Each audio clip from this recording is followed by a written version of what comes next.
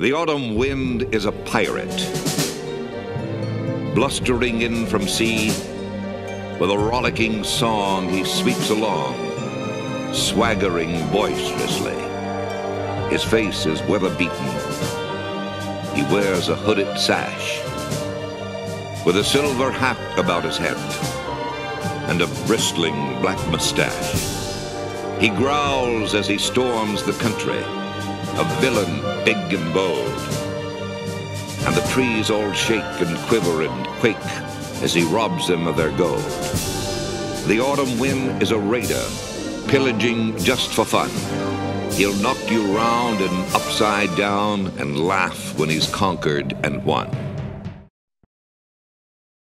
Welcome back, Raider Nation. Jahan here.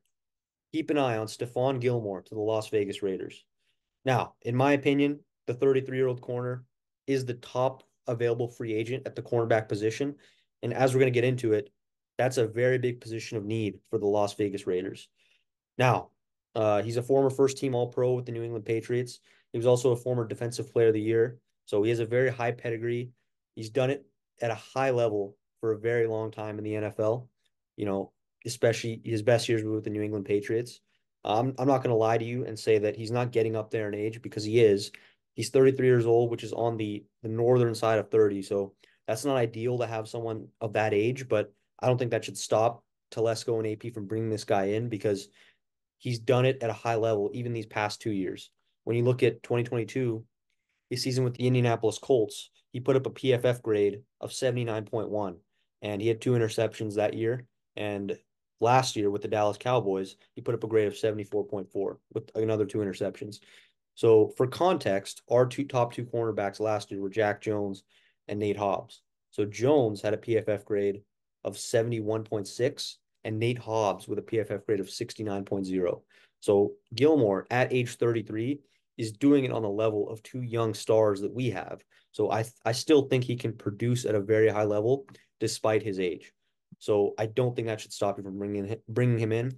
And we saw it firsthand a few years ago when we played the Colts. We lost to Jeff Saturday, the infamous Jeff Saturday game.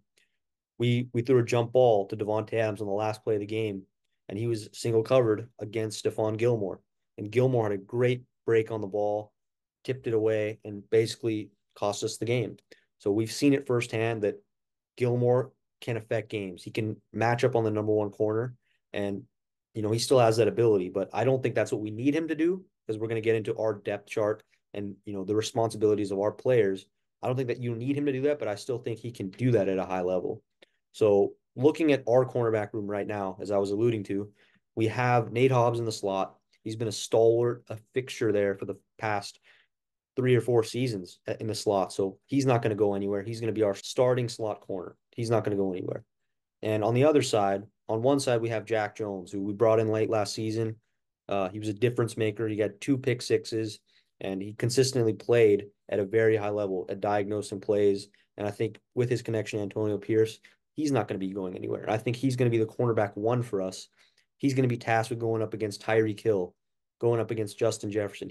That's going to be his responsibility, to line up against the number 1 receiver of the opposing team. And that leaves a hole on the other side, because currently our cornerback 2 opposite of Jack Jones is slated to be Brandon Faison, who was injured all of last season. I wouldn't feel comfortable with him starting opposite our guy, Jack Jones. So we need another corner. It's plain and simple. And I think with Gilmore, what he gives you is that veteran presence, like we've mentioned on this channel. We've alluded to guys like Tre'Davious White, who just signed with the Rams, or even a Jair Alexander.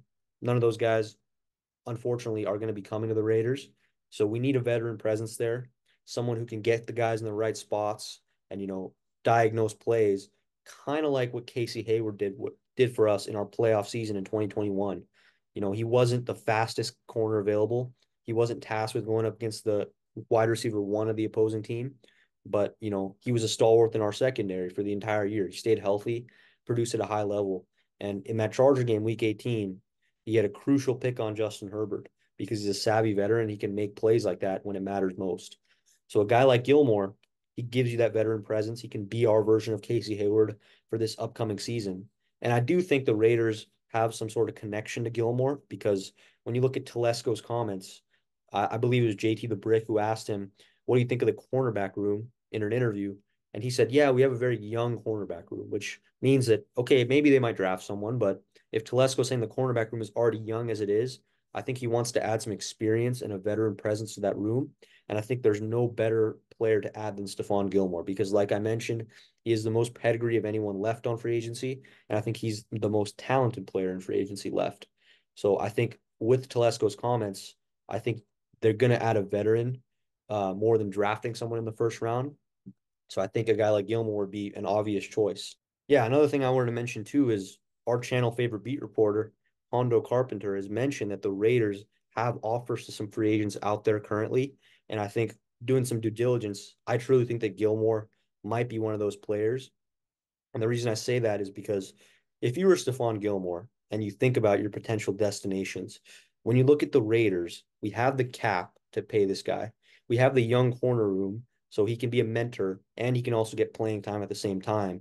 And also, when you look at the head coach, we have a very player-friendly head coach. And if you're a veteran like Stephon Gilmore, these guys don't like to be coached hard and disciplined.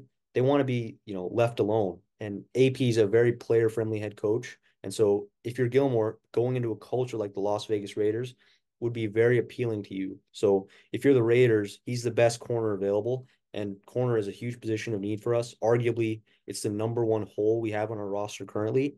So if you're Telesco and AP, I think that they are targeting Gilmore. I think it's going to take a while for us to sign him because he's waiting for the market to kind of settle down and get his right price. So there might be a price discrepancy there as why we've not signed him yet. But I think in due time, this is going to happen. So, Raider Nation, we're going to have you covered all things draft, all things free agency, all things roster analysis, whatever it is. The Silver and Black has you guys covered. And we really appreciate the support in the last few videos. It means the world to us if you guys like, subscribe, share with your friends, comment down below. We try to engage with all our viewers via the comment section. So, we appreciate it all, Raider Nation. We're a small channel. We're trying to reach more people. And we really appreciate the love, Raider Nation. But yeah, for now, Jahan signing off. Thank you guys.